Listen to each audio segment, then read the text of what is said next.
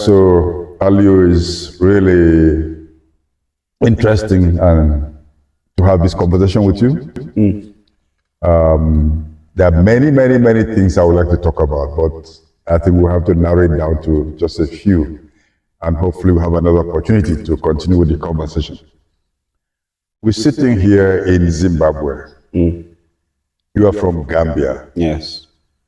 Is there a long distance politically between Zimbabwe and Gambia? I mean, it is both geopolitical and geographical distance. In that, for example, we look at Zimbabwe getting independence through an armed struggle, which Gambia didn't do. Also, the fact that Zimbabwe had one party in power politically. So we've had like 3 parties or 4 in power. So there's a huge difference. But at the same time, you know, being anywhere on the continent, it just feels like you're at home. You know, we are really not that different. Tell me a bit more about that, being at home in Africa. So I have been roaming the continent for a while now, for some years now.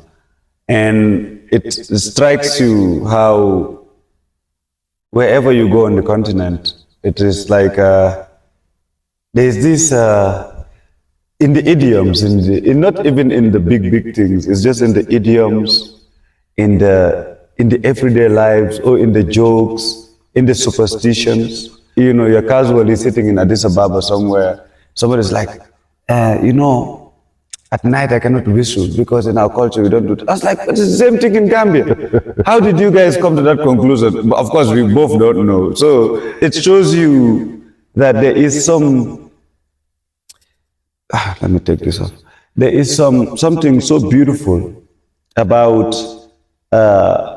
Africans in that there is this singularity amidst our diversity, you know. And it's joyful whenever you find those connections, you know. And this goes beyond the political, or, you know, when people say, who are you colonized by? Are you colonized by the British? We are also colonized by the British. I'm not thrilled, but when we have those similarities in our jokes, in our mythologies, and knowing that even the mythos, you know, is the meta-history. And there is a lot to learn from that too, you know. Yeah. This is very interesting, the similarities, commonalities, and yet the political system insists on creating differences. Yes.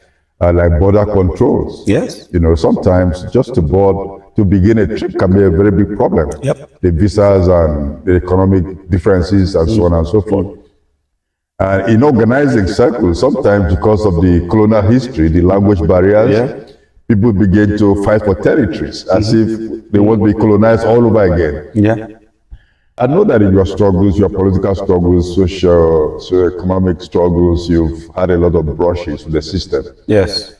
How does it feel to be in a situation where you don't know where somebody wants to curtail your liberty at any time?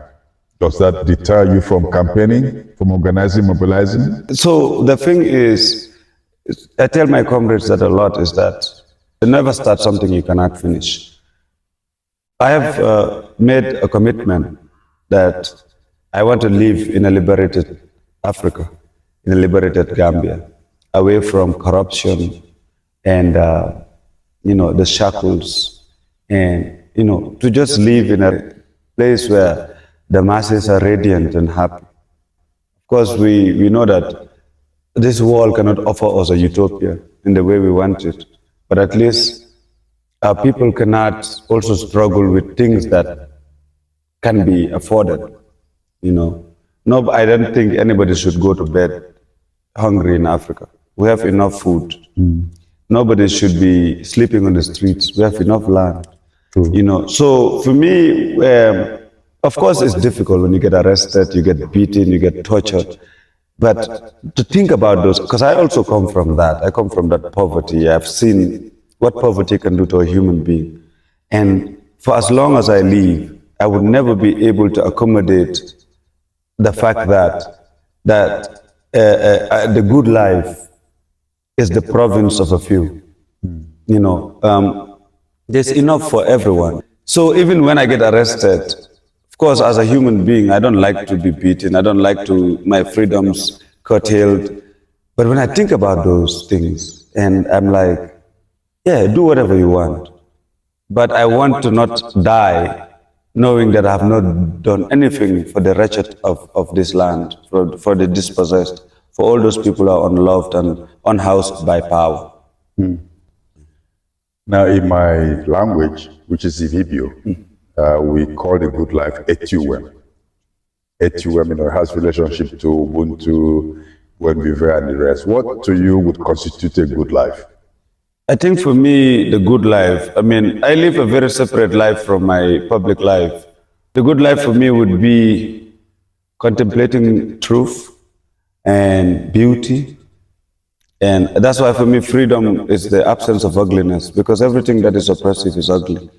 And for me, the good life is the absence of ugliness, and also to have good books to read, good company, and to be able to be in good community, the beloved community as such.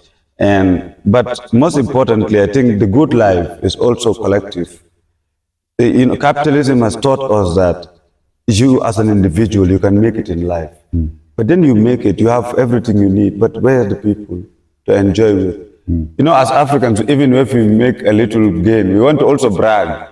Right. Now where are the people where you're going to brag? And when you brag, your friends will tell you, yes, you have done it, well done, those things.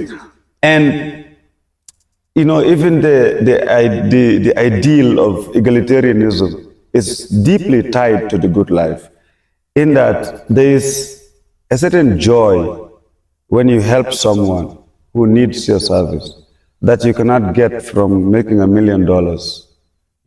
So I think for me, the good life is a collective festival of beauty. This sounds so beautiful. A good life is a collective festival of collective festival of beauty. Yes. A collective festival of beauty. Yes. I don't want to forget that. And there's something you said, that the good life is the absence of ugliness. Yes.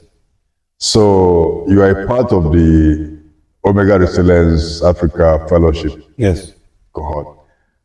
Do you see this fellowship playing a role in elimination of ugliness? Yes, in so many ways than one. I mean, the fact that we are sitting here, having this conversation, the fact that we were able to get some resources without conditionalities like, we want you to do this, we don't want you to do that. It's like when somebody gives you something and they trust that you can do it, it's actually a decolonial event for most of us as Africans, that you can have resources from outside the continent and they're not conditioning you to do, they're not telling you do this, do that.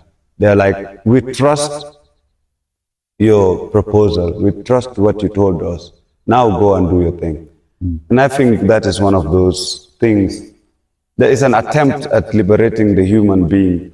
And I mean, as Africans, we know how mistrustful the rest of the world is to us, that somehow we are so poor that, this is the assumption, that we are so poor that we can, if you give us anything, we will just use it to take care of our own selves, forgetting the communal nature of our lives. So I think for me that was very humbling, because I was always waiting for that email that says, so we don't agree with this, don't do this, Because even when I had the interview, at the panel, you were there, I spoke freely what I wanted to do. And the things that I talk about, usually the NGOs will not give you anything for that. They will say it's not measurable. Yeah. The indicators. Yes. So they will start using their big language. Yes. So for me, I think it's a beautiful thing when you can trust young people and trust their agency to do that. So I think this fellowship is also part of that attempt at creating an oasis out of the ugliness that we live in. And I think that's a beautiful note at which we can suspend this conversation at this time. Thank you. Thank you so much for the work you do. More energy, more strength. And you too, thank you. Liberty on the for the country. Yes, liberation. Yes.